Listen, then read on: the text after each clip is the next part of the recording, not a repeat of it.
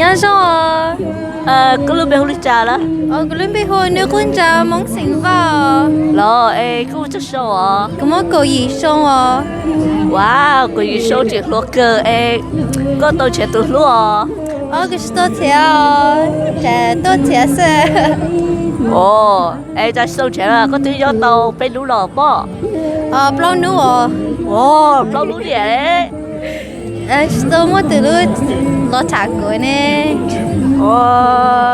bao lũ này bao lũ này chỉ số một từ lũ ha bố hay là chỉ một từ lũ wow bây giờ xong nếu nói nó cái chế bây giờ mỗi từ lúc mà wow ok Oliver đi chết thế rồi chỉ có tôi rồi mà thế cái số ba bây giờ chỉ ra số mà thế mà thế 어쩌 treasure just show treasure nhớ rằng can you show us your best cái gì ạ cô chỉ bảo cái chuyện nữa,แต่是cô mỗi sáng cô mỗi lần bị họ tạt chén, nếu chỉ có cái chuyện,แต่是nếu họ ý sáng cô it's based off of cái chuyện, so it goes tạt chén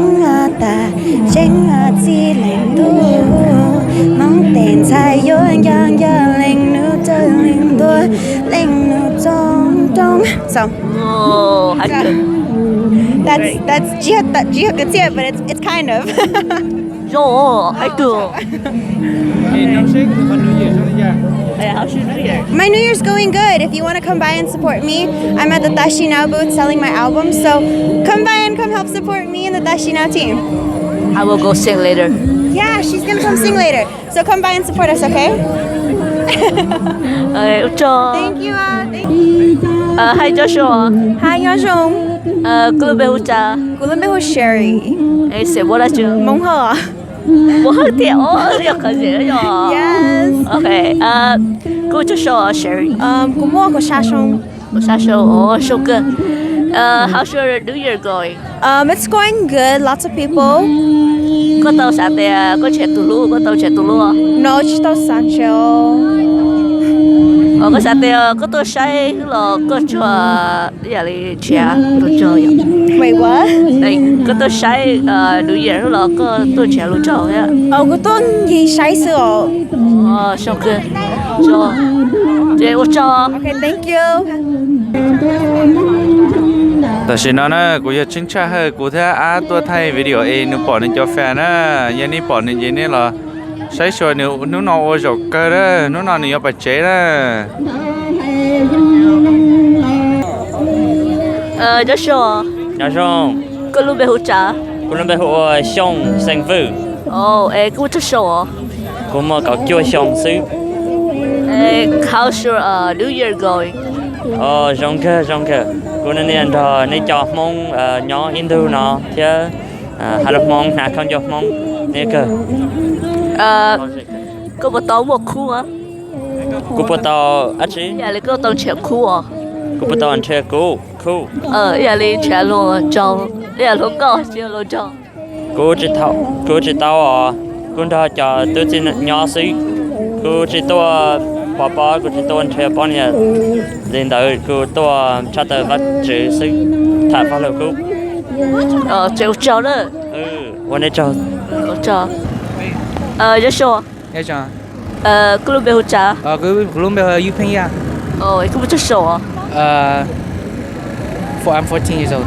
ok có tàu trẻ tù lú à No, digital. cha chỉ to I don't know.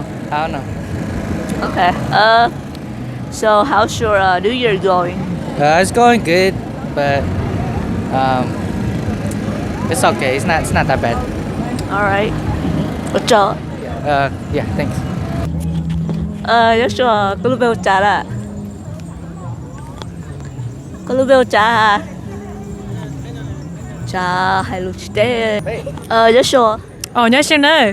có lúc bé hút trà Rồi bây giờ thế xong. có chút có lúc sinh rồi Cô lúc sinh nên cái bé xong. hoài có lúc last day home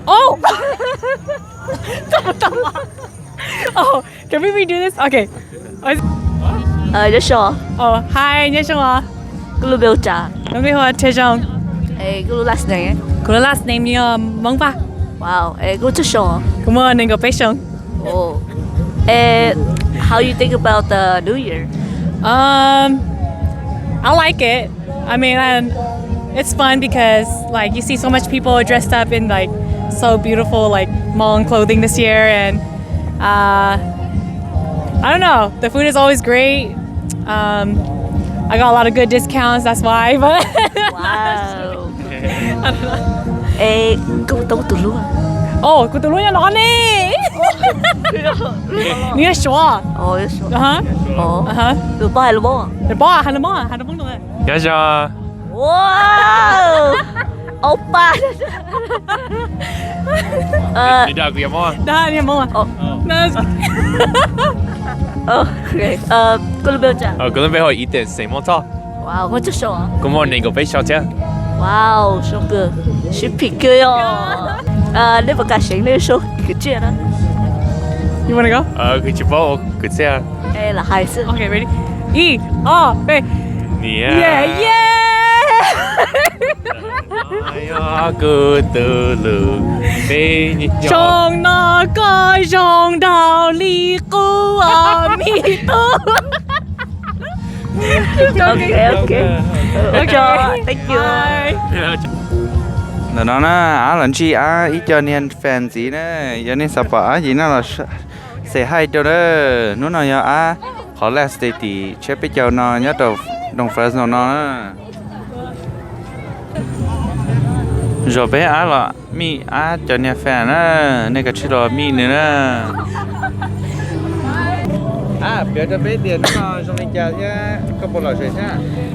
Lúc cũng là sẽ hiểu về tiền mà để cho châu, thế là chỉ muốn để về tiền là reject bé đại lý sư á, của tôi sẽ hiểu là để thôi reject bé bà, hay lúc ở châu á, thì bé hay lúc chỉ dùng là thôi chỉ thế là ở chỗ, rất sure. Cho xong rồi. Có một cái show us your best đi dạy ở cái gì? Giá trị. Đi dạy ở cái gì? Your best cái gì? The best tổ chức là yêu mẹ. Dạ. Vậy là đi đấu lẻ nó vậy. Có hai. Số cái xe. Số cái xe. Ok, cái số cái xe này cũng như cái số được chia này. Số cái xe này là cái xe mông đá à. Cái xe mông đá. Món này là đi chơi là tao kia tao. Cho nên thế thôi đó ok. Nia ye mẹ nia lành trái, có nia có gì nó đã chỉ cho yêu có mò, nia yêu cá trồng tới tấn lòng ấy câu trồng tới tấn chi, nia yêu to có trên cầu sư bà plu đỡ mò nhủ nhung em chơi mua nia lúa linh si nàng cầu mong. So good. Tôi cho bài khử. Cho.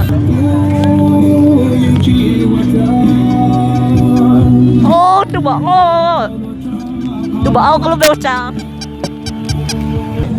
So lúc đầu của so tôi bây giờ có lúc đâu chào. Chắc có kịch tàu luôn à. Chị cũng là sư. Có lúc đâu chào ha. Chị cứ tê.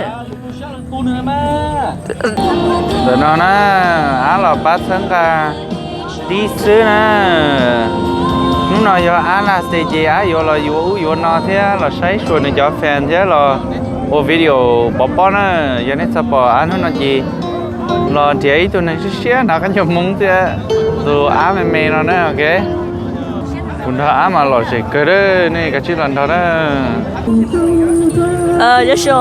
Nhớ rồi. Có lúc đâu chào. Của tôi ya, thế gì là của nhớ I'm from North Carolina, là của tôi mong ya sao? Wow, cô chưa sure. Của lẩu sao? Ok. Có sao chào How New Year á? New Year. Oh, I think it's awesome. It's my first time back in 8 years. First time back? Yeah, first time back in 8 years. ok rồi. Yeah. Có sao thế có trẻ tụi lúc là có tôi chỉ fresh đầu xí đã. chỉ tôi trẻ tụi lúc sớm mà. Em có tôi trẻ tụi lúc. Dùng tôi trẻ tổ thế à, thế xin tôi sẽ tôi trẻ của mù thế à. Có lúc họ last day xí lo. No, của tôi kỳ tôi cũng mà tôi thế xin chỉ tôi trẻ tổ có mua gì thế, có mua probably going around, probably go to Las Vegas. That's the plan. Oh, okay. So you went to vacation too? Yeah, to vacation too because like this like the best time. No school, cancel work, just go on a nice little vacation. Oh wow, so hay rồi. Yeah. Ôi trời ơi. Oh, chúa cha. Thank you so much. I can't believe I'm on YouTube right now. Rất sao? Nhớ sao? Có lúc biểu chào. Cũng không mỏi à? Có tôi trẻ tụi lúc. Mua tụi lúc à? Có mua là chơi cá liếm à? Rất sao? Nhớ sao? Có lúc biểu chào. Cũng không có ý lâu là sẽ niệm mua rong lìa. Có tụi lúc là tụi chị vậy ạ? Yeah, có gì mà. Có đấy. Anh nhớ sao? Cũng bắt chia. Mua cho sao? Cũng nâng cái xong. Có tôi trẻ tụi lúc. Đến trẻ tàu à? Trẻ tàu đó. How's you guys do here? Very good. Very fun. Yeah. Yeah, ý trong cái lià. Okay, ôi trời. Giá số đó là mua tủ lúc tại cho thế tủ là chỉ mua lượng cũng là cứ xếp cha lượng nên bỏ là tủ lúc là bỏ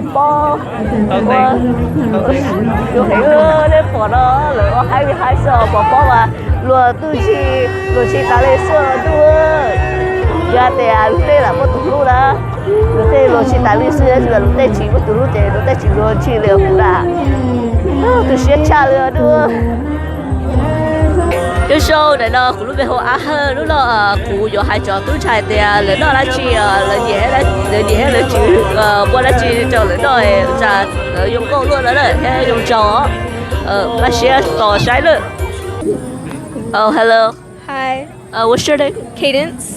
How old are you? 16. Wow. Okay.